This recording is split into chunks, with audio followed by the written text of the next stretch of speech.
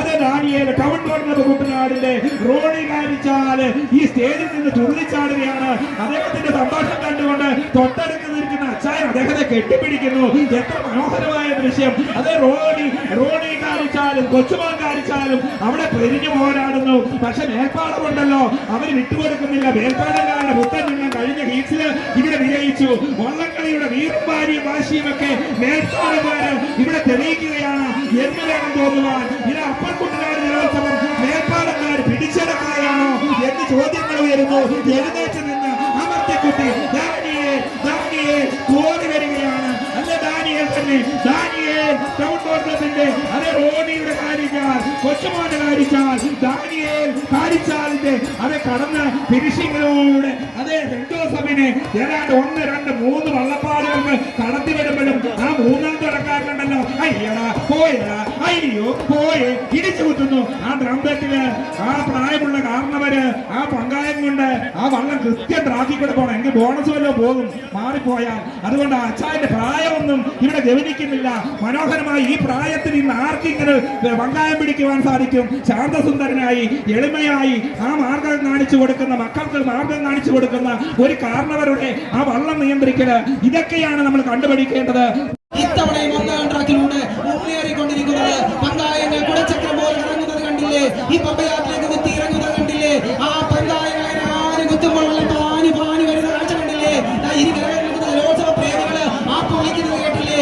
എന്തൊരു മനോഹരമാണ്! രണ്ടാം ട്രാക്കിലെ കോട്ടപ്പറമ്പ് നീ ഒന്ന് കടന്നു വരൂ. നവജ്യോതി പിടിപെട്ടി വരികയാണ്. ഒന്നാം ട്രാക്കിലെ നവജ്യോതിരാളിയെ പിന്നിലാക്കിക്കൊണ്ട് നവജ്യോതി പുതിയ വെളിച്ചം വിതറിക്കൊണ്ട് പമ്പയാറിന് പുതിയ വെളിച്ചം നവജ്യോതി പേരിനെ അന്വർത്ഥമാക്കിക്കൊണ്ട് 11ാം നമ്പർ വള്ളം കണ്ടിലെ ട്രംപറ്റിന്റെ താളം അങ്ങോട്ട് വരുത്തുകയാണ്. തുണി അങ്ങോട്ട് മുറുക്കുകയാണ്. നയമ്പുകൾ അങ്ങോട്ട് മുറുക്കുകയാണ്. നവജ്യോതി നീ നിന്റെ പേര് അന്വർത്ഥമാക്കിക്കൊണ്ട് ഇവിടെ പുതിയ വെളിച്ചം വിതറിക്കൊണ്ട് പമ്പയാറിന് രോമാഞ്ചം കൊള്ളിച്ചുകൊണ്ട് നീ കടന്നു പോകുമ്പോൾ ആർത്തലക്കുന്ന ജനസഹസ്രങ്ങള്, ജലോത്സവ പ്രേമികള് മൂന്നാം ട്രാക്കിലെ കോട്ടപ്പറമ്പനും ആവേശമൊട്ടും ചേർന്നു പോകാതെ ഫിനിഷിംഗ് ലൈനിലേക്ക് കടന്നു വരുന്നുണ്ട്. കണ്ടില്ലേ? ചുണക്കുട്ടികൾ അവരും കടന്നു പോകുന്നു. കുത്തിമരിക്കുകയാണ്. എന്തൊരു മനോഹരമായ ദൃശ്യം! ആരെയും കാണാനില്ല. അത് സുന്ദരമായിട്ട് അത് തന്നെ കുതിച്ചു 12ാം നമ്പർ വള്ളം ഇതാ പമ്പ വാട്ടർഷേ പമ്പ അപ്പർ കുട്ടനാട് എത്ര വിളിക്കെത്ര നടന്നു പോയ ദൃശ്യം. അങ്ങനെ എങ്കില് ഇത് പഴശ്ശിരാജായും 14ാം നമ്പർ വള്ളം പഴശ്ശിരാജായും ഫിനിഷിങ്ങിലൂടെ രണ്ടാമത് അപ്പർ കുട്ടനാട് വീറും വാശിയും തെളിയിച്ചുകൊണ്ട് അവരും ഫിനിഷിങ്ങിലൂടെ കടന്നു വരുമ്പോൾ അകലേക്കളം അവരും കടന്നു വരുന്നു കാഴ്ചയാണ് നമുക്ക് കാണുവാൻ സാധിക്കുന്നത്. ആശാ പുളിക്കളം അവർ ഫിനിഷിങ്ങിലൂടെ കടന്നു വരും. പഴശ്ശിരാജായാണ് അങ്ങ് പുറകിലൂടെ കടന്നു വരുന്നത്. ആ ആശാ പുളിക്കളം അതിന്റെ ക്യാപ്റ്റൻ സെന്റ് ജോസഫ് കണ്ടോടാ മക്കളെ,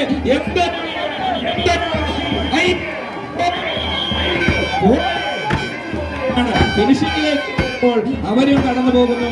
അങ്ങനെ പഴശ്ശിരാജായും കടന്നു പോകുന്നു. ഇനിയും തുടർന്നുള്ള വിതരണത്തിന് ഞാൻ മൈക്ക്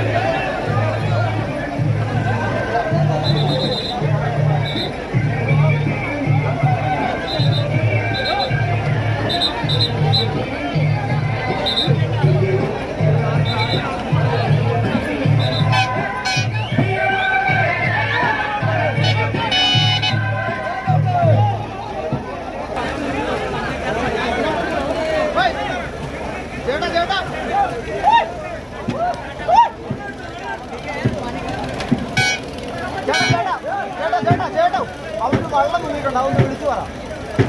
അവിടെ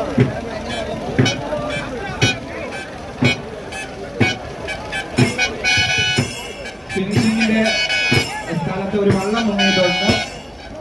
അവരെ റേസിംഗ് ബോട്ട് അവിടേക്ക് എത്താൻ ഓർമ്മിപ്പിക്കുന്നു.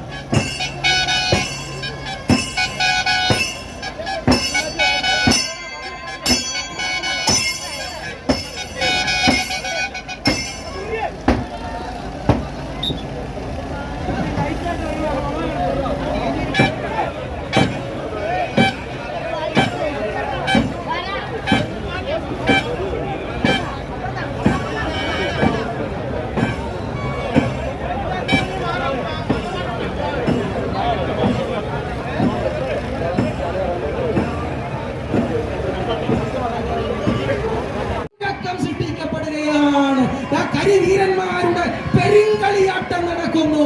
രണ്ട് കരിവീരന്മാരുടെ പെരുങ്കളിയാട്ടം പമ്പയാറ്റിൽ നടക്കുന്നു.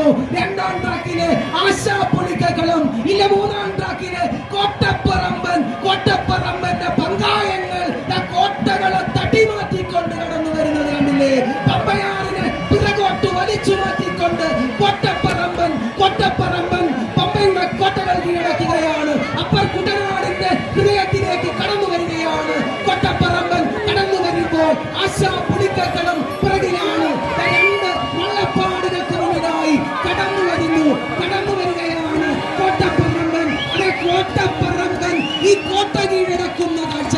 ഇത് ഫൈനൽ മത്സരത്തിലേക്ക്, എ ഗ്രേഡ് വള്ളങ്ങളുടെ ഫൈനൽ മത്സരത്തിലേക്ക് കോട്ടപ്പറമ്പൻ 1-2 കോട്ടപ്പറമ്പൻ യോഗ്യത നേടുന്ന അതിസുന്ദരമായ കാഴ്ചയ്ക്ക് പമ്പയാറ് വേദിയാകുമ്പോൾ ആശാപുളിക്കളത്തിന്റെ ആശ നഷ്ടപ്പെട്ടിട്ടില്ല.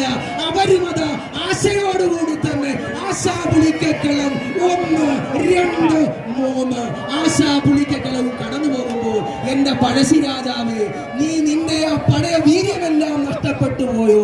നീ കേരള സിംഹമല്ലേ?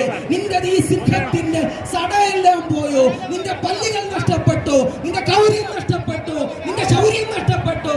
ഇല്ല, അവരച്ചിരി പുറകിലാണെന്നേ ഉള്ളു കേട്ടോ. അവർക്കും ആവേശമുണ്ട്. പങ്കായക്കാർ അനങ്ങുന്നില്ലല്ലോ. എന്താണ് അവർ നോക്കി നിൽക്കുകയാണ്? സ്റ്റിയറിംഗ് അനങ്ങുന്നില്ലല്ലോ. അവർ പങ്കായം കുത്തിയറിയുന്നില്ലല്ലോ. എന്റെ പഴശ്ശിരാജാവേ, പഴയ പഴശ്ശിരാജാവിന്റെ പേരന്വർത്ഥമാക്കിക്കൊണ്ട് ഒന്ന് 4 അട്ടപങ്കായങ്ങൾ അങ്ങോട്ട് കുത്തിയെറിയുക. എതിരാളികള് പിന്നിലുണ്ടെന്ന് കരുതിയാണോ അവർ വരുന്ന സംശയമുണ്ട്. കാരണം അത്രയ്ക്ക് ആവേശത്തില് അവർ തുഴയുന്നത്. അവരുടെ ആവേശം കണ്ടില്ലേ, ഇരട്ടിയാകുക. ഒന്നാം തുടക്കാരൻ എത്ര മനോഹരമായിട്ടാണ് കണ്ടോ, ഒരു ഡാൻസിന്റെ സ്റ്റെപ്പ് വയ്ക്കുന്ന പോലെ അങ്ങോട്ട് തുഴയുന്ന കാഴ്ച കണ്ടില്ലേ? ആഹാ, പഴശ്ശിരാജാവേ, കേരള സിംഹമേ, നിനക്കും അഭിനന്ദനങ്ങളടാ ഈ ജലോത്സവത്തെ ധന്യമാക്കിയതിന്. തുടർന്നുള്ള വിവരങ്ങൾ മൈക്ക് ശ്രീ ചമ്പക്കുളം ജോളി എതിരിടുകയും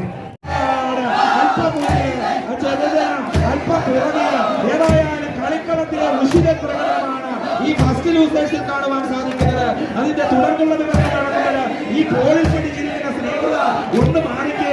ഇത് ഡിജിറ്റൽ സംവിധാനമാണ്. അത് മത്സരത്തിന്റെ